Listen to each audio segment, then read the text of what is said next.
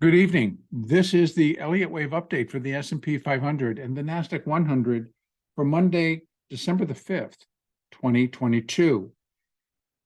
The markets kind of remained in some of the analysis that I presented last night during the Globex session on Sunday, and actually maybe completed what I'm labeling possibly as this B wave. So where does that, or excuse me, the internal B wave. And so it's in the C of B. So let's kind of review quickly. I am leaving this as the A wave. So again, the X wave comes over to this level, right? I know there's been like a shifting around of that X wave, but I'm going to put it here. We get a 1, 2, 3, 4, 5 for wave A. We've got an A, B, the B wave, and now we're putting in a C wave. So again, A, B, C for the B wave, and we're in that C wave, and I'm now just kind of taking a look. 1, 2, 1, 2, 3, maybe 3, 4, 5. Could be done, or it maybe needs a little bit more. Now, I can put some very quick Fibonacci extensions on there, so we can take a peek at what we can think for actually it's just retracements. Forgive me, been a long day. I'm just going to take a look at retracements because we're looking at wave 2. Right now, it's come down to 70.5. That held, we started to move back up. Initially, wave A of B came down and held 0.618. Then we got that, and now we're coming back down, and it may be finished. If not, we do have potential to move a little bit closer to the start point, which is down to 39.41. In any case, I kind of would think that we kind of hold here. If not, then it might be something different, and we'll have to recount what we're doing and why, and how that is all forming into what is certainly looking like a three-wave structure versus the resumption of the downtrend in the form of an intermediate third wave. Ultimately, that's kind of still what I'm looking for. And again, with the count that I presented on Saturday, and then the review of the count that I am working, both can still be at play here. And what this could be is that we get the A, we get the B, and now we're going to get a C wave. And so that C wave is going to take us higher. Now, where does that portend to go? I need to go back out to that 4-hour chart so we can see where do I measure that C wave. And I can from, well, that didn't work. We want to open this up, bring it out like that. So our B wave is going to be, we're going to now go back over, and we're going to use the extensions. We go to the top of A, to the bottom of B, and I'm theoretically putting it here because that is the low thus far. We may see an additional drop before we begin to rally, and then we would adjust that level. So right now, C wave would be a 5-wave affair, and I'd be looking for it to come up above 4109, I think that was 4110. Okay. And where 100% comes in at 4156. Certainly puts it above that high and puts it into a territory, see, because we're running out of fibs on the extensions. We have additional above should it continue to run. But right now, all the markets are basically having a little bit of a problem catching some upside, sustainable upside. Again, those that actually trade in the NASDAQ and the S&P likely saw that Apple Computer found an extremely strong buyer or buyers this morning, right after the bell. Bam, took the stock back above. I'm going to tell you how high it got. Got up to 150.92, almost 151, and ended up closing down here for 146.63 after reaching a low of 45.77. So, you know, it was a nice little turn for Apple. Now, how does that all fit in? Well, we're looking for this rally to continue. Maybe the buyers show back up, or maybe it's just one down. We're going to go back up. The hourly is a little bit oversold, kind of indicating that it wants to try and turn and fill in some of this downside activity. Resistance. So we have on the outside, those are the support levels coming down. So let me remove them so we can see just these upside. So the downside, we know we got right down to, that was 0.70, 0.5. So it got down pretty low. And we obviously can have a little bit more, but I would not be looking for this to move underneath the low of wave A. And that's actually going to be over here, and that's going to be 39.40. So before, again, we were to put in a rally phase to complete the C wave. C wave will be 5 waves up. Maybe it looks like that. Maybe not. I don't expect it to be super strong. But in this case, it would need to run at least 100. Needs to clear 41.10. And up here, we'd be looking at it going about, we're starting at 39.87, 40.87 is 100. So it's over 100 even if we get back up to that high. So we did see at points today where the S&P was down over 80. So we know that these moves are possible within this market. So I am now going to be looking for that. Again, I'm remaining very fluid on how all of this could be, because I cannot with certainty say that we have an ABC X ABC, right? If I move that X over to here, put an A and a B and a C, that completes it. But this is not what I really would be looking for the start of an intermediate third wave. Even in that first minute or first minor degree drop, it's kind of interesting because this happened. So is this 1, 2, 1, 2, and now we're dropping into third? Possibly. But these first moves here, sloppy. You get that 1, 2, 1, 2. And then we're getting into the third. But it's really got to pick up the pace. Really got to pick up the pace. So in other words, I'd be looking for it to come down and break below that to give us additional confirmation that it is what's in force, and that all of this gets moved over, the B wave gets moved over, and that C wave goes up there, and then a 2 goes above it. That still remains a potential count.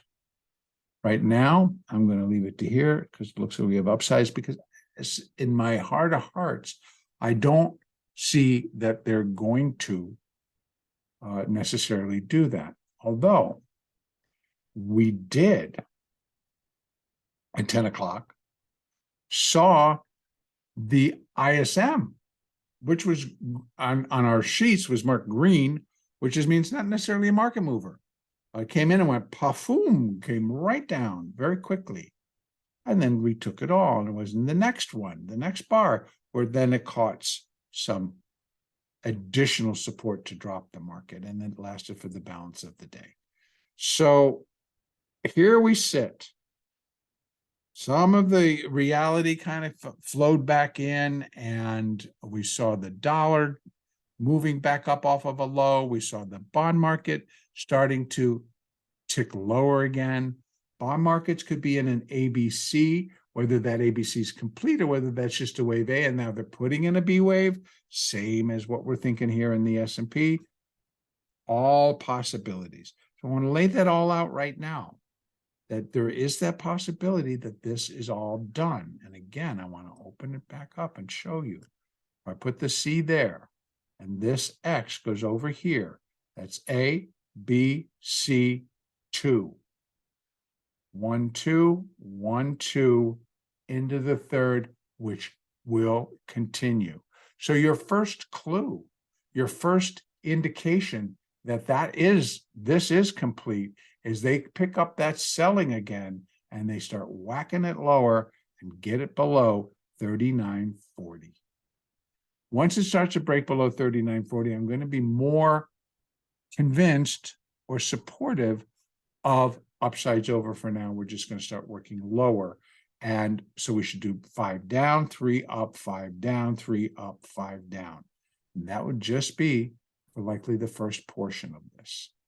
So we can get pretty far down in terms of where the market can go, right? This would be all done. We come down, we break below 39.40, which is right now where the X wave is marked. And then we start to break down below 37. So we got 39 here where there'll be support.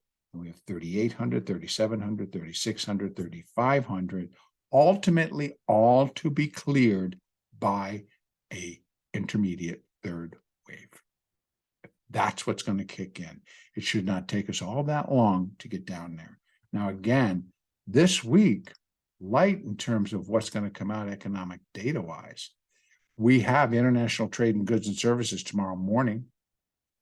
We have basically nothing, productivity and costs, which is marked green on Wednesday morning, jobless claims on Thursday morning, and PPI final, which didn't really produce that much of the PPI demand did not produce that much of a reaction when it came out. So without the final, and then consumer sentiment. So 8:30 PPI final demand, consumer sentiment at 10 a.m. on Friday.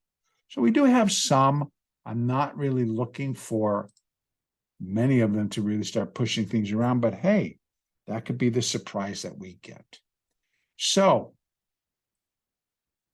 just to quickly recap, right now, let's see if it continues to break down and we break below that 39.40, then I'm going to be shifting this around, and you need to be in the space to say, yep, that's the C and the intermediate 2, and we're dropping in the beginning stages of an intermediate third wave, and it should be persistent. This actually, once it got going, it was fairly persistent and not real fast.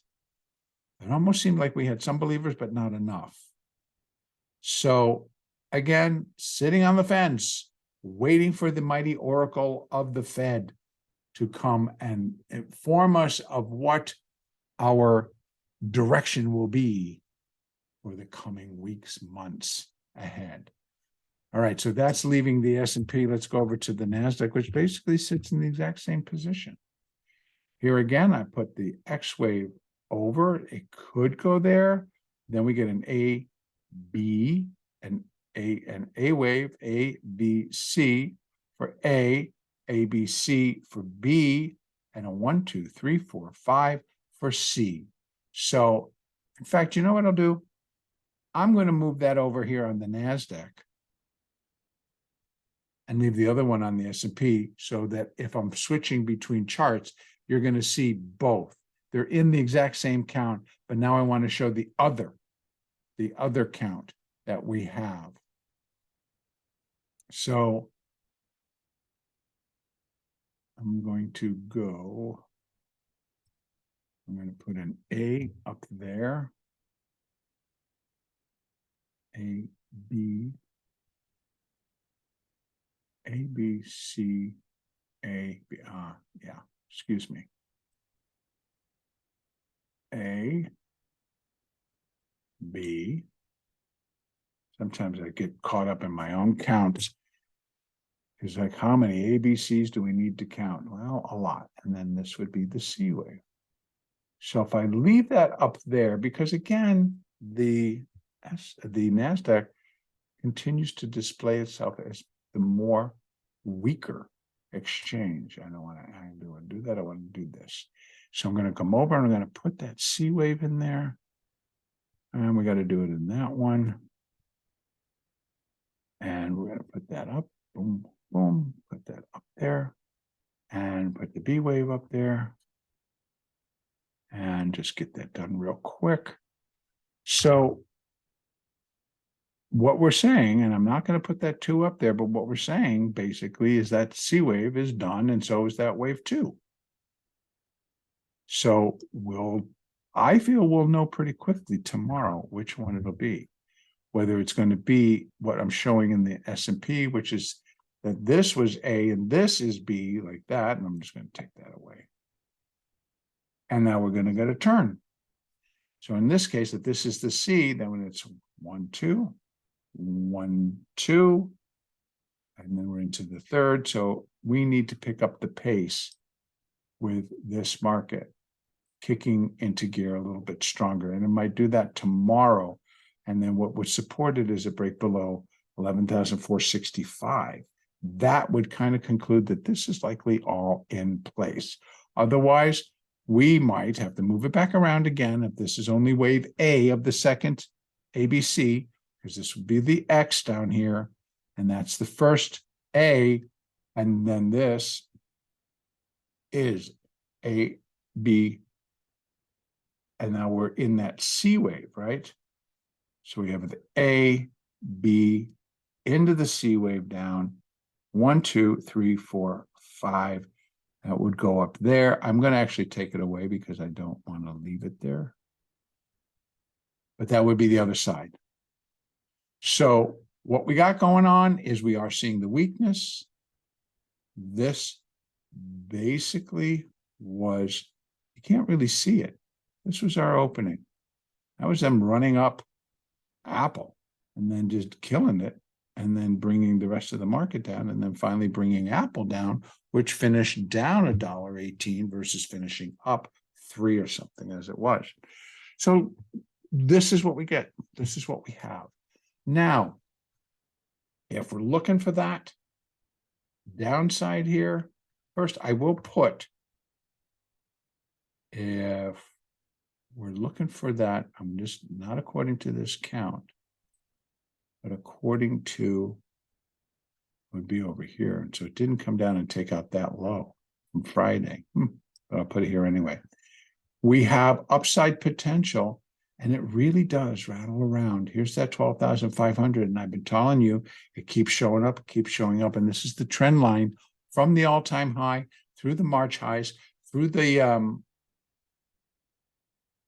now I got to go back and take a look. You have to forgive me.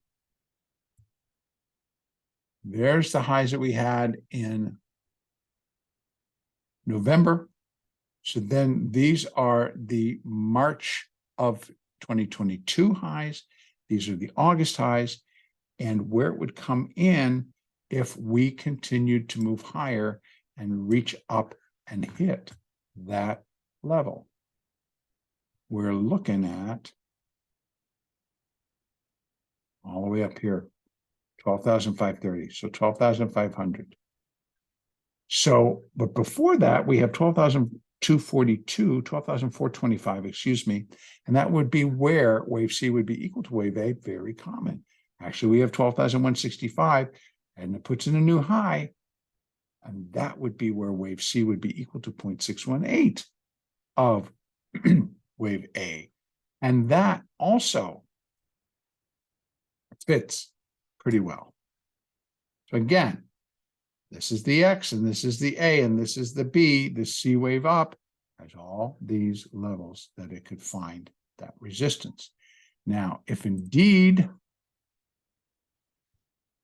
that C wave and that intermediate 2 are complete, and we go back out, let's go back out to that daily, and we're looking at the start, and then we're going to be using our extensions, and we're going to go up to that top and go back down to the hourly chart. And your first support's at 11,376. So that first one down, that's got a lot more to go. Then we have 10,901, 10,517, 10,132, 98.49, 95.85, and we're coming down to 889, where wave 3 would be equal to wave 1. And I think we come in a little bit lower than all of that. Somewhere down in here, do a wave 4, and these would be intermediate. Do an intermediate 4, intermediate 5, and I think that intermediate 5 could end up down here somewhere. Now we're looking at the March 2020 lows, all in that area.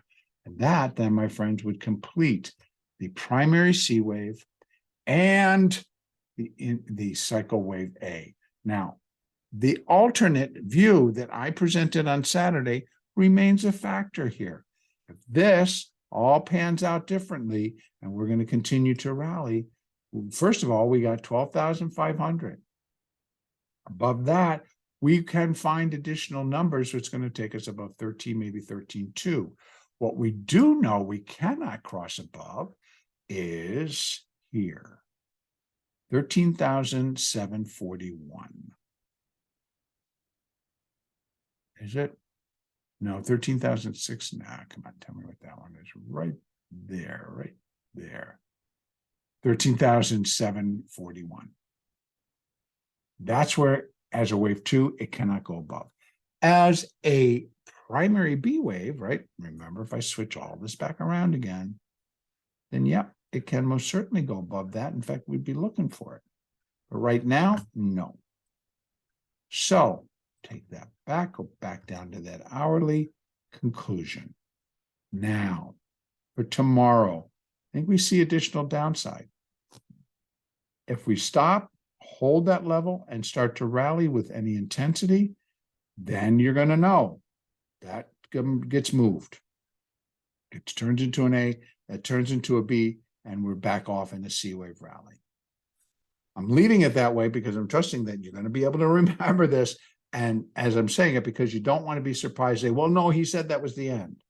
Because it only fits if we continue to move lower. The alternate, even within the intermediate wave 2 count, is that the X wave comes over here. This is A, we're in a B, and we're going to do a C. Both are very applicable. So the S&P carries that one. That's the one that I put here. A, B, we get a C wave up. You just got to remember that if that's what's in force, then this gets changed to an A, that gets put in as a B, and we got that C wave up. Okay? And you also know I marked out all the levels that we have, all the way up to 12,500, but I think that's eventually where it would go. All right, I'm going to kind of finish it up right there for today. And the next update will be on Tuesday, December the 6th.